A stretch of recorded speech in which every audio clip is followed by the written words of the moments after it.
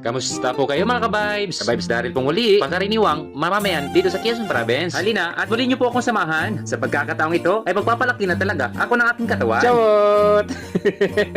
Another day, another vlog na naman tayo mga ka-vibes ko. Pero bago tayo magtuloy-tuloy, ay huwag niyo po muna kalimutan na pindutin ang kulay glow na follow sa tapat ng pangalan ko. Sa araw na ito mga ka-vibes ko, ay wala po akong magagawa kahit napagpasyahan ko na hakutin ang mga buhangin ay inipon ko sa tabi ng ilog. Oh, di nga po ba? Pagpapalaki ng katawan yan? Eme!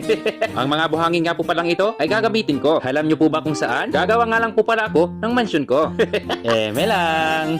Ang totoo nito mga ka-vibes ay naikwento ko na ito nung unang vlog ko. Gagamitin ko nga po pala ito mga ka-vibes sa paggagawa ng kulungan ng baboy. Maraming nagtatanong mga ka-vibes ko kung bakit daw hindi ko ito pinahakot sa kalabaw. Mayroon nga po pala akong kalabaw pero wala po sa aking pangangalaga. At kung sana din daw ay pinahakot ko na lang to sa iba at magbabayad na lang ako. Alam niyo po kasi mga ka-vibes ko, hindi sa lahat ng panahon ay kaya kong magbayad sa pagpapahakot sa ganitong pagkakataon. Masasabi kong sa pagkakataon na ito ay walang wala talaga ako. May pagkakataon po talaga kasi minsan na yung ating pagagastusan ay yung ating talagang kailangan. Ay hirapan nga po pala talaga ako mga ka-vibes ko na maghakot sa pagkakataon na ito. Eh kasi naman po napakadulas at napakaputik ng daan. At mayroong pagkakataon mga vibes ko na nadudulas at natutumba ko. Ngunit sa aking pagkadapa at pagkatumba ay may mahalaga kong natututunan. Natutunan kong bumangon at tumayo at harapin ang hamon ng buhay ng mas matatag at may paninindigan. Wait, ang pangarap na tagumpay. Hala, bigla sumeryoso ang kwento ko, besh.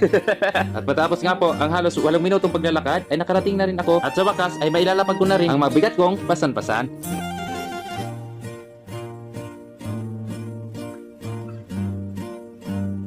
At halos matatapos na rin ang vlog ko mga ka-vibes. Ay muli ko po kayong inaanyayahan na mag-follow, mag-like at mag-share sa video ito. Maraming salamat po sa inyo at hanggang sa muli po natin pagkasama. Lagi po kayong mag-ingat mga ka-vibes ko at paalam!